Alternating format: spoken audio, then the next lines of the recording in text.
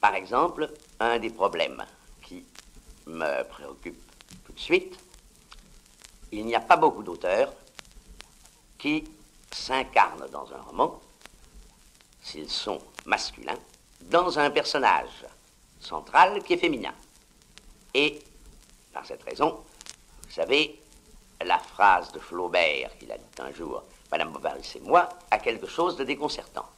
On l'a noté, mais on ne s'est jamais avisé de se demander pourquoi. Pourquoi Flaubert, que l'on considère ordinairement comme un réaliste, a-t-il choisi une femme?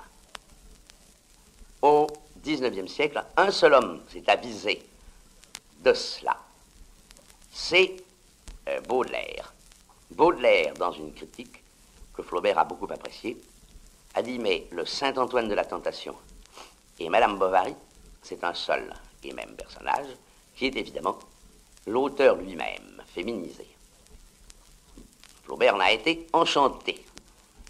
Mais ça n'est pas suffisant. C'est déjà remarquable de l'avoir constaté. Il faut encore comprendre d'où cela vient. Et c'est d'autant plus frappant que si on remonte à l'âge de 15 ans, on constate qu'une des premières œuvres personnelles, je veux dire une œuvre qui échappe au genre historique que le jeune Flaubert aimait beaucoup, une des premières œuvres personnelles de Flaubert, Un parfum à sentir, met en scène un personnage principal qui incarne le malheur du jeune Flaubert et qui est une femme qui s'appelle Marguerite. Et qu'un an plus tard encore, il déclare avoir écrit un ouvrage où encore il s'est mis, et cet ouvrage qui s'appelle Passion et Vertu est une espèce de préfiguration de Madame Bovary. On y voit en effet une femme belle tromper son mari, aller jusqu'au crime et mourir en se suicidant parce qu'elle est abandonnée par un amant qui ressemble très fort à Rodolphe, le séducteur de Madame Bovary. Enfin, à 20 ans, en novembre, il dit qu'il voulait être femme, qu'il rêvait souvent d'être femme pour pouvoir se mirer dans des vasques. Dès qu'on s'aperçoit de cette constance, elle devient un problème. Et on se demande donc qu'est-ce qu'il y avait à 14 ans et non pas à 30 ans chez l'adolescent qui devait le contraindre plus tard à inventer un roman dont l'héroïne serait justement une femme. C'est à partir de là et de recherches de ce genre qu'on peut poser des questions. Et à mesure que l'on comprend ce que représente, ce qu'incarne pour Baudelaire la féminité et le fait d'être une femme, il a ri à la fin de sa vie, enchanté, parce qu'un médecin lui avait dit « Vous êtes une vieille femme hystérique ». Alors, il est enchanté, il trouvait ce médecin très spirituel. Alors, quand on se rend compte de cela, si on cherche les vraies raisons, qui sont des raisons qui viennent de loin, aussi bien de la structure sociale, de l'analyse, que de tout ce qu'on peut, tout ce que vous pouvez mettre dans cette famille Flaubert qu'il faut examiner de près, si l'on voit toutes les intentions qui sont là-dedans, alors on peut avoir un sens du livre tout différent. On peut même avoir un sens du non-engagement de Flaubert, de ce désengagement furieux qu'est sa littérature, qui soit sans antipathie. Ce qui est mon cas. J'ai commencé par de la distance et de l'antipathie. À l'heure qu'il est, je suis en pleine sympathie, quoique je n'accepte aucune de ces doctrines, parce que je sais d'où elles viennent, et parce que je pense qu'en fait, son désengagement est l'envers d'un engagement total, et qui a commencé dès l'enfance. Je ne prétends pas que tout comprendre, c'est tout pardonner, mais je prétends que la compréhension fait disparaître en tout cas l'éloignement et l'antipathie.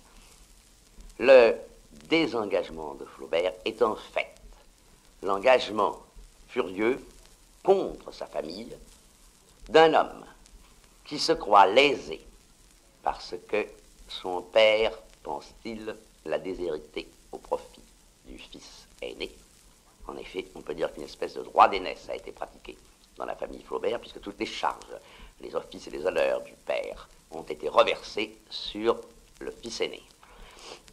Il se revanche, cette famille qui a d'abord dit cela, il se revanche de l'esprit d'analyse qui était l'esprit du bourgeois de la fin du XVIIIe siècle et du début du XIXe, et qui lui a en quelque sorte empoisonné la vie, parce que cet esprit tente à réduire à des pulsions élémentaires les grands mouvements que lui aurait voulu être des générosités.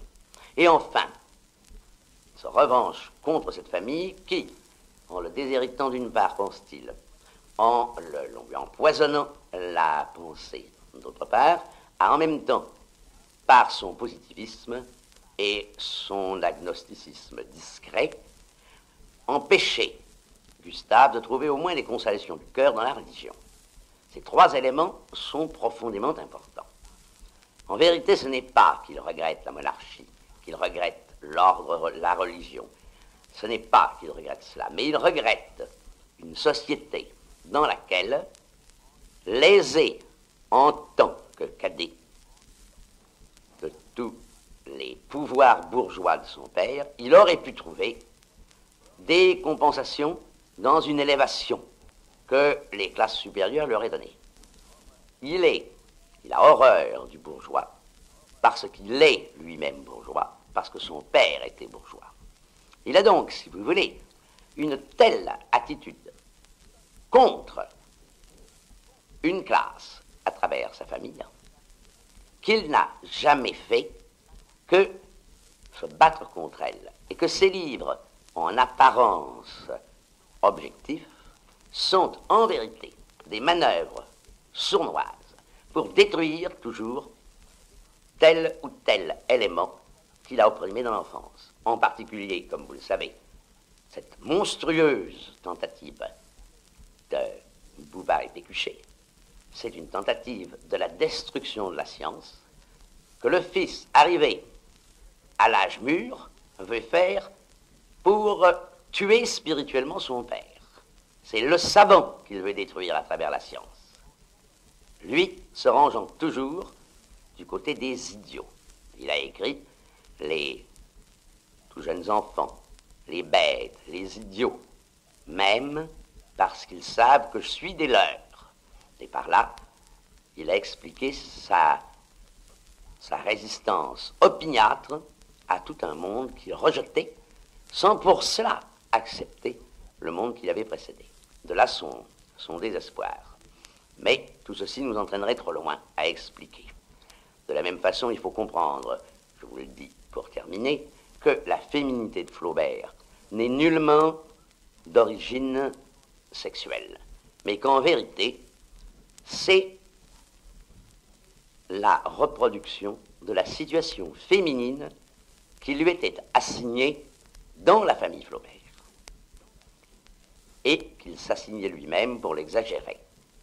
Sa dépendance, sa séquestration, le fait qu'il rougissait encore à 30 ans devant sa mère, le fait que précisément, au fond, il ne faisait pas d'études, ne voulait pas les faire, il les a faites, mais mal, et puis il a loupé ses examens, puis resté là. Ensuite, tout ça, en se faisant entretenir par la famille, quoiqu'il fût déjà âgé de 21, 22 et 23 ans, tout cela vous montre comment il y a chez Flaubert une espèce de passivité à la fois consentante et refusée, et justement ce qui lui permet de se glisser dans la peau d'une femme.